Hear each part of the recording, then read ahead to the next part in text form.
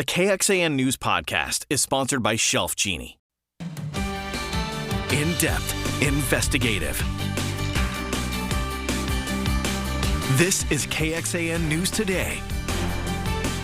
Hey everyone, take a look at this time lapse of our Austonia camera capturing the clouds and the storms. Beautiful shot moving over downtown Austin. Luckily for us, that rain moved out. You're still waking up, though, to some wet roads. Good morning, everyone, and welcome. I'm Sally Atlantis. And I'm Tom Miller. We have meteorologist Kristen Curry joining us after a long night for you. How's the weather looking moving forward today? Much better. Much better. We're going to see nice dry conditions here before we get into our next round of severe weather. But man, it was a rough night for some. Look at this. This storm up to the north produced hail bigger than golf balls in some areas. You can see here bouncing as soon as they hit the front yard of this home in Waco. But I wanted to show you this, how big the hail turned out to be in some parts of the city. Large pieces. I mean, we're talking grapefruit size, friends. Grapefruit size hail in Waco, right up I-35 yesterday afternoon. We did see severe hail here in Central Texas, too. Parts of Dripping Springs getting pummeled by golf ball size hail. We'll show you some of that coming up. But let's get you up to date with what's happening on radar now. Clearing skies over the hill country. Still cloudy but drier over the Austin Metro, and the storms and showers moving out. They won't come back today. Your rainfall totals looking fantastic across the board. Over an inch in portions of Travis County. Even the hill country, about half an inch to an inch of rain over the last 24 hours. Eastern counties, these are preliminary totals. Obviously, still tracking just a little bit more rain this morning, but not bad so far. Half an inch to an inch and a half east of I-35. Down towards the bottom of Hays County, this is our West Shore home camera there in San Marcos. Not seeing any raindrops, but I'm still seeing the clouds up top. And I'll tell you what, the clouds are disappearing. We're actually going to get a good amount of sunshine as we transition into the later part of today. The 60s will eventually be warming to the lower 80s this afternoon. So what's next? Well, our next round of severe weather is possible tomorrow. Mother Nature not giving us a whole lot of recovery time between these events. Coming up, I'm going to break down your Friday timing and storm threats. We'll talk about how it could potentially impact the start of your weekend and what your temperatures look like, because new data coming in this morning is telling me the start of the weekend is going to be much cooler than anything we felt this week. The details in your first warning forecast. Kristen, thank you. Despite our recent rains, we are still in a drought. The U.S. Drought Monitor will release its weekly update today on how severe the situation is. Georgetown has new water conservation policies in an effort to meet community demands even during a drought. So that includes changing the days and times when water customers are allowed to water outdoors, new developer requirements, and some other changes. Fentanyl is killing more people than ever in Travis County, and now the top cause of accidental death we can confirm is fentanyl. The medical examiner says 417 people died from accidental drug overdoses last year. Of those deaths, 245 involved fentanyl, an increase of 108%. Deadly crashes followed with 193 deaths, and deadly falls are in the top three with 149 deaths. It's shattering, it really is. Here we are, it's been over 2 years ago. It still hurts just as much now as it did on day one. That's Reed and Jerry Norman. They lost their son Aaron 2 years ago after taking a fentanyl-laced pill. Travis County leaders laid out how they plan on tackling the public health crisis, with County Judge Andy Brown saying he plans on asking county commissioners for $750,000 for the next budget to support an overdose fund. The funding would go to building a more robust response for emergency community needs, expanding critical infrastructure for organizations engaging in outreach and recovery, and having a county fund to tap into during emergencies. The Travis County Sheriff's Office also said that it is working with mental health professionals to address schools on the growing number of young people overdosing. Now, at 10 o'clock this morning, activists will rally at the state capitol, and they're demanding support for fentanyl test strips. This is a tool that can detect deadly drugs and other substances. Right now, they are illegal here in Texas.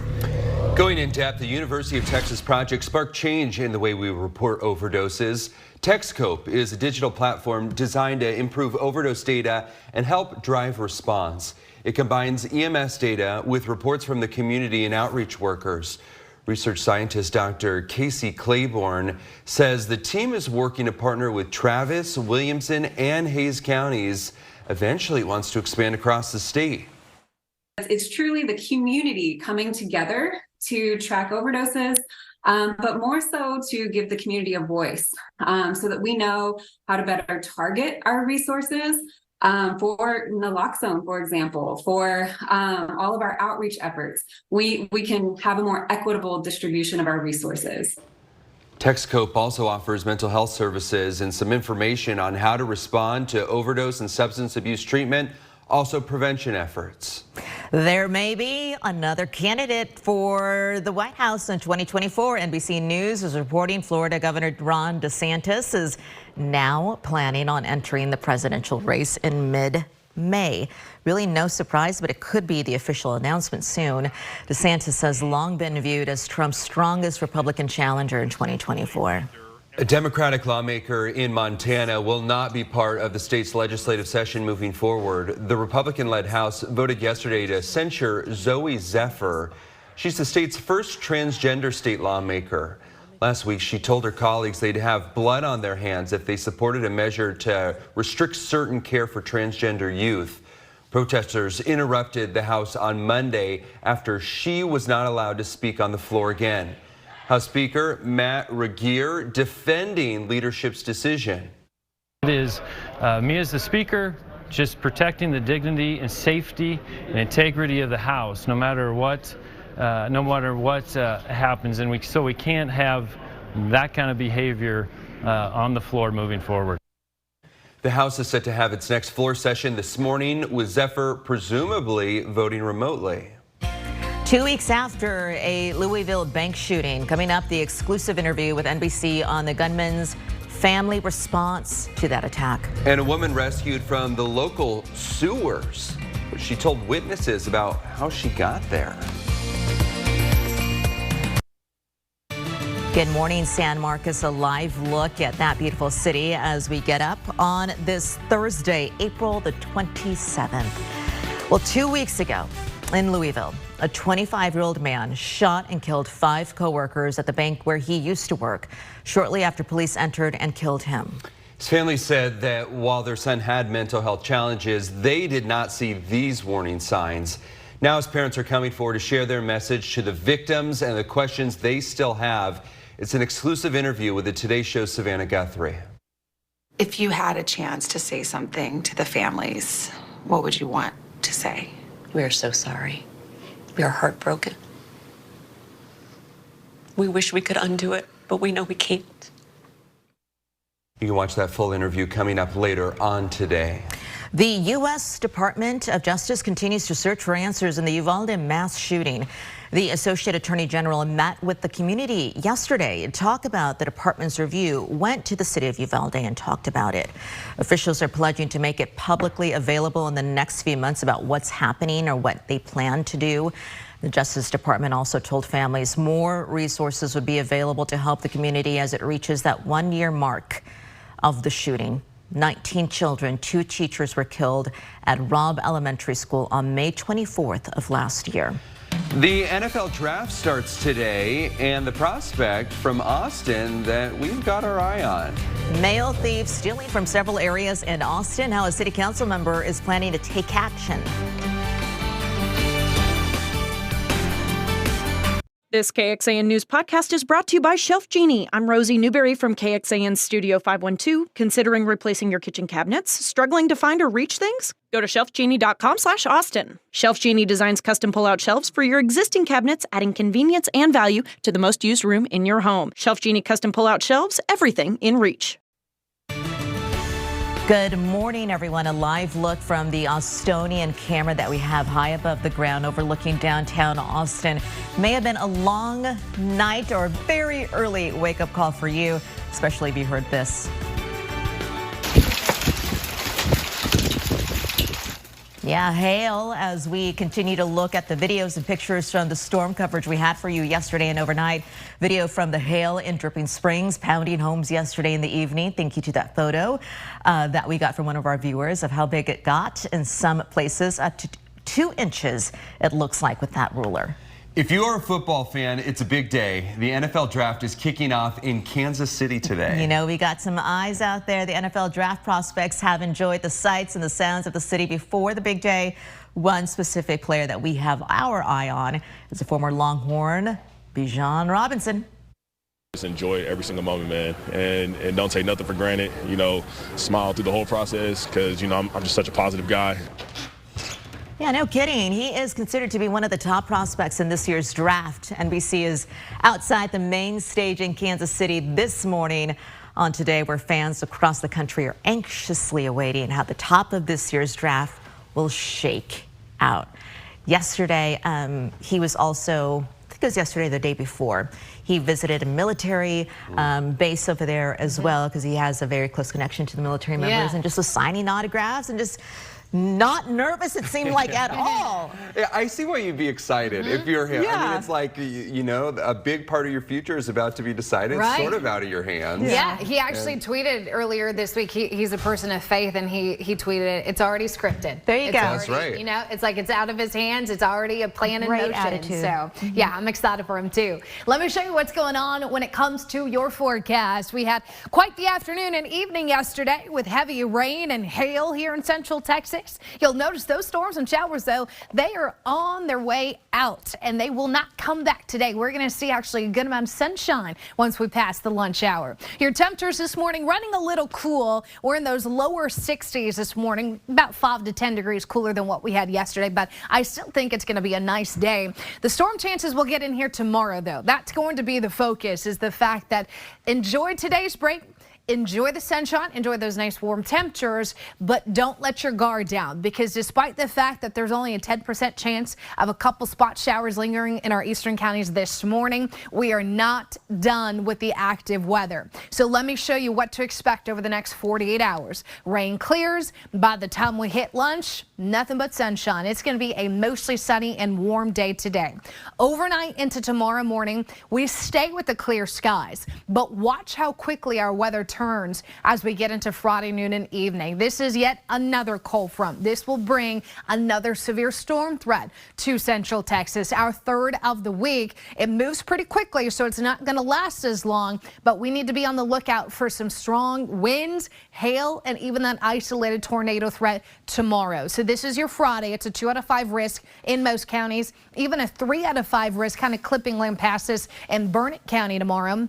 Top concern continues to be large hail. We have had pretty big troubles with this over the last couple of weeks. Hail seems to be the dominant force this spring, but yet again, we're going to be watching for not only hail, but big hail. That's what those black lines tell me. Very large hail, up to about egg size possible, 60+ mile/hour winds, and yes, there will be an isolated tornado threat too tomorrow. It's a low flooding risk. I'm seeing 1 out of 4 in most counties, but this is good rainfall, friends, falling from these storms. We have an additional ½ inch to about 2 inches of rain expected between now and the start of the weekend. Speaking of which, how will this impact your weekend? Well, looking at some of the newest data this morning, the cold front actually sped up, so it looks to be more of a Friday evening, nighttime weather maker and less of a Saturday weather maker. So I've lowered your rain chances slightly on Saturday. I think it'll be pretty dodgy Saturday morning with some leftover rain. Your Saturday afternoon is trending drier.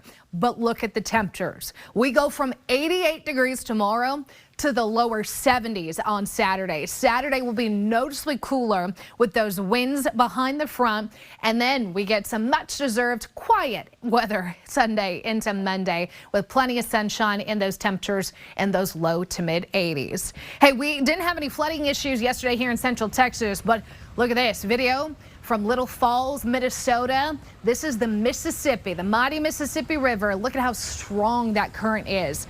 Right now, 24 million people are at risk for severe weather and flooding across the country. We'll continue to keep an eye on those issues for our friends nationwide. Thank you, Kristen. And back here in our area, a warning as the storm potential remains high. You don't want to hang out near creeks or sewers. No, first responders in Pflugerville say that they had to rescue a woman whom a witness says was lost in the storm sewer for up to 2 days. Can you imagine? The Travis County Emergency Services Department number 2 said it received a call Tuesday night about a woman stuck in a sewer.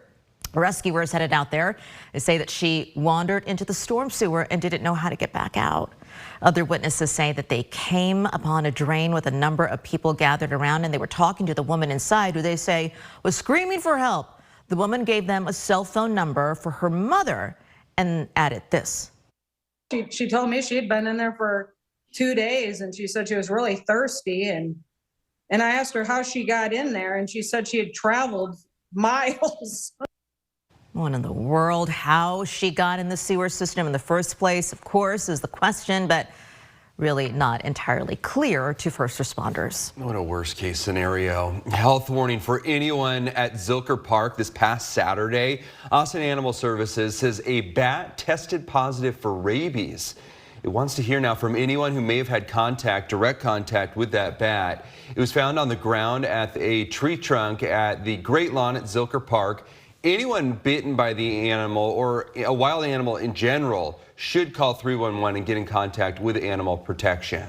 Let's head over to a multi-state search still underway for 3 of 4 escaped inmates from Mississippi. One was seen on surveillance video right here in Texas. Another inmate died after barricading himself in a burning home. Marky Martin breaks down what happened and why police are now apologizing.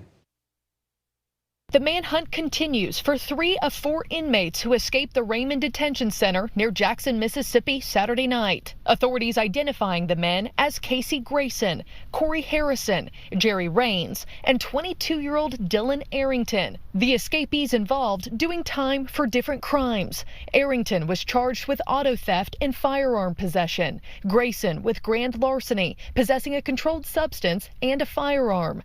Harrison with receiving stolen property, and Raines with auto theft and business burglary. According to the Hinds County Sheriff, officials believe Arrington died inside a burning home during a shootout with police. They also suspect him of shooting a deputy in the leg before the home he was barricaded inside went up in flames. Authorities had warned the public Arrington was considered armed and dangerous, also accusing him of shooting and killing a 61-year-old pastor and stealing his red pickup truck in Jackson. The pastor had pulled over to help Arrington on the side of the road. Investigators say the group had stolen a public works truck and used it to crash through jail gates. Police eventually locating that vehicle abandoned near Houston. Residents from Mississippi to Texas asked to be on the lookout. We've once again been compromised. We are accountable for this. The Hinds County Sheriff apologizing for the public breach, as it's not the first time this facility has had problems. Last summer, a federal judge ordered a rare takeover of the Raymond Detention Center after he said deficiencies in supervision and staffing led to a, quote, stunning array of assaults as well as deaths. 7 people died last year while detained there. As the investigation continues, departments like the Leake County Sheriff's Office in Carthage, Mississippi, issuing this warning to locals. If you have suspicions of a trespasser on your property, please notify the Sheriff's Office, opposed to taking matters into your own hands. If you hear noises, see something or someone, please notify us. Our thanks to Marky Martin reporting for us. Authorities say the 4 inmates got out through breaches in one of the cells and even the roof. The local sheriff there even saying it's likely they camped out on the roof before fleeing the facility and going their separate ways. This detention center has had reported issues, as you heard before, with the lack of lighting and cells that do not even close properly. Back here in Central Texas, knowing your rights critical when it comes to housing. You bet. Austin's Civil Rights Division is bringing some fair housing issues to light. It hosted its first fair housing conference discussing problems people keep asking its office for help with. The division's interim director says they are seeing an increase in people claiming discrimination tied to mental health or other disability accommodations. The director says they're also getting more complaints related to rising rent. And some say it's more than what they're making. even after living in the apartment unit for 10 plus years. An Army vet and Austin renter is in the similar situation that we just described and went to the conference to get some kind of direction. And 20 years later, then all of a sudden, it was just, well, you can just move someplace else on the property. You then told me that my rent might go up $150 if I move, and I'm having trouble representing myself, then others are too. There is now a directory with various city departments to help people navigate the fair housing process. Going in depth, just last week, the Austin Housing Authority announced a new grant from the feds to help find people a place to live. Housing and Urban Development awarded more than $550 million in vouchers. This is to provide housing and supportive services. Plans to use those vouchers along with the Ending Community Homelessness Coalition. These will be a priority for people who and families who are homeless, at risk of homelessness, or fleeing domestic violence, sexual assault, stalking, or human trafficking. Thanks for joining KXAN News today. You can also listen to KXAN News Nightly every weekday after 5:30 p.m. for in-depth coverage on what matters most to you.